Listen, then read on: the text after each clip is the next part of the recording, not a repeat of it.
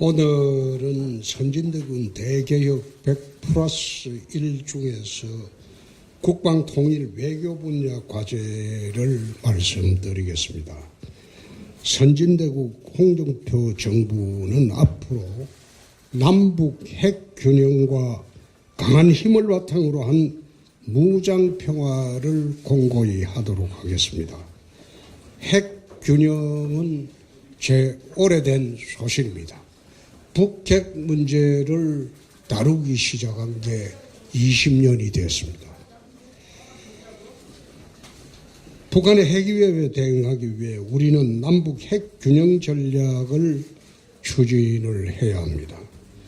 한미 핵 공유 및 자체 핵 개발 가능성을 탐색하여 핵에는 핵으로 대응할 수 있는 방안을 모색하도록 하겠습니다. 제가 2017년도부터 핵균형을 주장했을 때 많은 사람들이 길을 막았지만 지금은 한미 조야에서 모두 핵균형 정책을 검토할 때가 되었다고 한 목소리로 이야기하고 있습니다. 이승만 대통령이 한미 상호 방위조약으로 박정희 대통령은 강력한 자주국방으로 이 나라의 안보를 지켜냈습니다. 저는 핵균형과 핵능력 강화를 굳건히 하여 이 나라의 핵안보를 튼튼히 하도록 하겠습니다. 북한과는 체제 경쟁에 나서도록 하겠습니다. 또한 남북한은 상호 불간섭 원칙을 기반으로 하여 평화 공존의 길로 나가도록 하겠습니다. 대남 공갈과 군사 위협에는 당당히 맞서고 평화를 구걸하는 굴종과 퍼주기는 확실하게 차단을 하도록 하겠습니다. 남북관계의 진전에 따라 북한과 대표부급 관계를 추진하도록 하겠습니다. 국익 앞에서는 좌도우도 없습니다. 외교는 국익 우선주의로 나가도록 하겠습니다. 지금 국제 질서는 요동치고 있습니다. 트럼프 행정부는 미국 우선주의를 내세우면서 전혀 새로운 국제 질서를 만들어가고 있습니다. 취임 즉시 미국을 방문해서 트럼프 대통령과 회담을 하도록 하겠습니다. 정통 외교로 나오면 외교적인 방식으로, 비즈니스 장사꾼 방식으로 나오면 그에 상응하는 방식으로 트럼프에 맞서 우리 대한민국의 국익을 지키도록 하겠습니다. 트럼프와 당당히 맞설 사람은 저는 홍준표 뿐이라고 생각합니다. 홍준표 정부는 강한 힘을 바탕으로 남북 핵균형, 무장평화론, 남북 체제 경쟁주의, 국익 우승 실용 외교로 우리 5천만 국민의 생명과 재산을 지키도록 하겠습니다. 이를 위한 국방, 통일, 외교 분야 주요 공약을 말씀드리겠습니다. 강한 힘을 바탕으로 무장평화를 이룩하도록 하겠습니다. 강한 군사력과 외교력을 바탕으로 국가 존엄과 국민의 안전을 지키는 무장평화 기반의 자강 전략을 추진하도록 하겠습니다. 강한 의지와 힘으로 적이 도발할 생각조차 못하게 만드는 능동적인 억지 체계를 구축하겠습니다. 두 번째, 남북 핵균형을 이루도록 하겠습니다. 핵에는 핵으로 대응해야 됩니다. 북한 핵 전력에 대응하기 위해 나토식 핵 공유나 주한미군의 전술 핵무기 배치 방안을 적극 검토하도록 하겠습니다. 필요시에 독자 핵 개발 가능성도 열어두고 핵기술과 이런 인력 확충 등 핵능력 확보도 적극 준비하도록 하겠습니다. 세 번째, 한미 핵 안보 협력을 강화하도록 하겠습니다. 한미 간의 핵협력 강화를 위해 핵균형 전략을 수립하고 한미 상호방위조약 부속 문서로 미국의 핵보호 의무를 명문화하여 북핵 위협에 대응하도록 하겠습니다. 네 번째, 한미 원자력 협정을 개정하도록 추진하겠습니다. 한미 원자력 협정을 개정해서 우리가 사용한 핵연료 재처리 및 우라늄 농축을 실질적으로 보장을 받을 수 있도록 하겠습니다. 안정적인 핵연료 공급과 핵기술력 강화 기반을 마련하도록 하겠습니다. 다섯 번째, 국군을 5군 체제로 개편하도록 하겠습니다. 북한의 비대칭 전력과 미래적 양상에 대응할 수 있는 강력한 공세형 군대를 육성하도록 하겠습니다. 신속 전략 기동군인 해병대와 특전사를 통합하여 해병 특수군을 창설하고 북한의 특수전부대에 대응하도록 할 것입니다. 우주사령부를 창설하여 우주항공전력과 자산을 통합하여 한미연합 우주작전 능력을 강화하도록 하겠습니다. 여섯 번째, 한국형 아이언돔과 킬체인을 강화하겠습니다.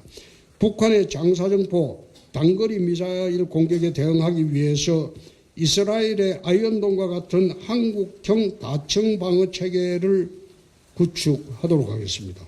킬체인을 완성하여 선제 타격 및 대응 능력을 높이도록 할 것입니다. 일곱 번째, 모병제를 대폭 확대하겠습니다. 미래전은 전문병사의 숫자와 능력에 의해서 좌우됩니다. 단순 병력 유지만이 아닌 고급 기술 중심의 정예군대를 만들도록 하겠습니다. 저출산 시대에 대비해서 전문병사와 직업군인의 그 두 종류의 직군이 중심이 되는 정예군을 육성을 해서 전투력을 강화하도록 하겠습니다. 직업군인과 군의 중간 허리층에 관심을 가져 복지와 처우 개선에 역점을 두도록 하겠습니다. 여덟 번째, 군 가산제를 도입하겠습니다. 군 가산제를 도입해서 국가에 헌신한 제대군인을 올바르게 대우하도록 하겠습니다. 남녀 성별을 떠나서 군 복무자는 모두 혜택을 받고 가산점의 규모도 합리적으로 조정하도록 하겠습니다. 군인의 명예를 존중하고 제대군인을 우대하는 문화를 정착시키도록 하겠습니다. 아홉 번째, 글로벌 K방산산업을 육성하겠습니다. K방산이 자유진영의 무기고로 자리 잡을 수 있도록 글로벌 산업 전략으로 육성하겠습니다. 열 번째, 국방과학연구소의 국방과학기술을 더욱 강화하겠습니다.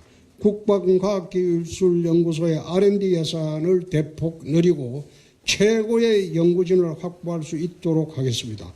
첨단 무기 개발 역량을 극대화하고 고도화하고 민간 방산기업과 협력을 강화하도록 하겠습니다. 11번째, 국방 ABB 군사혁신을 추진하도록 하겠습니다. AI, 블록체인 기술을 도입하고 저출산에 대비한 병력 부족을 보완하고 미래전 양상에 대비하도록 하겠습니다.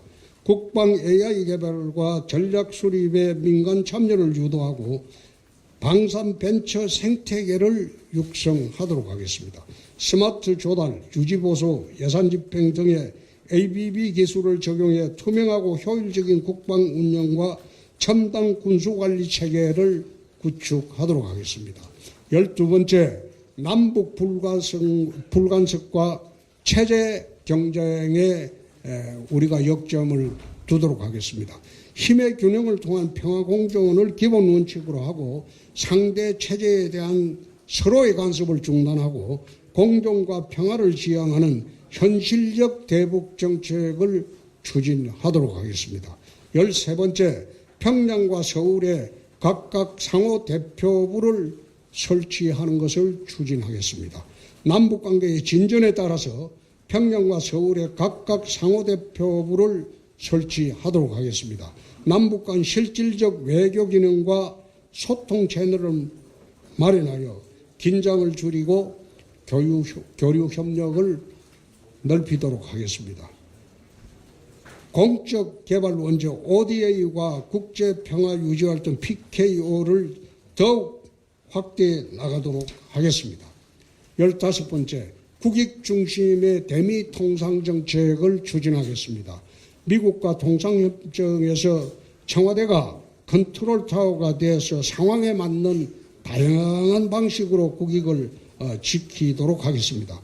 미국과 한국이 상호협력하여 세계시장에 진출하고 이를 발판 삼아서 군사안보동맹을 넘어 경제, 기술, 산업 동맹으로 발전시켜 나가도록 하겠습니다.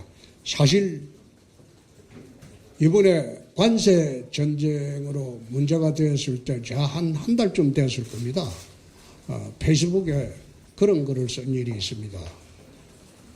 미국의 관세 전쟁이 촉발이 되는 것은 무역 적자 때문이다. 2024년도 우리나라의 대미 무역 적자가 사상 최대로 많았습니다. 537억 달러가 우리가 흑자를 봤습니다. 그러니까 미국이 한국을 두고 자기 나라의 7번째로 적자가 나는 한국이 흑자를 보는 그런 국가다. 그래서 이제 관세 문제가 심각하게 됐죠. 우리나라의 석유와 LNG 수입이 1년에 1,400억 달러 정도 됩니다. 그래서 그때 한 달 전에 중동에서 수입하는 석유와 LNG의 수입원을 미국 쪽으로 돌려봐라. 알래스카의 LNG 수입이나 미국 측의 에너지 수입원으로 대체를 하게 되면 에너지 수입의 1,400억 불의 절반만 대체하면 미국으로부터는 우리나라가 흑자가 나지 않지만은 우리나라는 손해가 없어요. 어차피 중동으로 갈 에너지 수입이니까. 그래서 수입선, 에너지 수입선의 다변화를 통해서 미국과 협상을 하는 게 어떠냐. 그러니까 한덕수 총리가 트럼프하고 통화를 해서 그 방안을 이야기하고 그 이튿날 보니까 트럼프 트위터에 한국에서 이러이러한 에너지 다변화 정책에 대한 게 와서 적극적으로 감사드린다. 그런 내용에 왔던데 생각을 넓혀보면 한미 간의 무역 충돌이 없어도 될 만큼 많은 방법이 있습니다. 그게 이제 16번째, 미국의 에너지 도입을 확대해서 에너지 안보를 강화하겠습니다. 이 16번째입니다. 17번째, 지금 지방 군공항 이전 사업을 기부대 양려 사업으로 다 하고 있는데 그렇게 하면 지방정부가 이게 감당이 되질 않아요. 군공항 이전이거든요. 대구 같으면 K2 공항을 군위로 이전하는데 거기가 군공항을 이전하고 새롭게 이전한 부지 거기에 이제 새로운 신도시를 짓고 하는데 들어가는 경비가 32조입니다.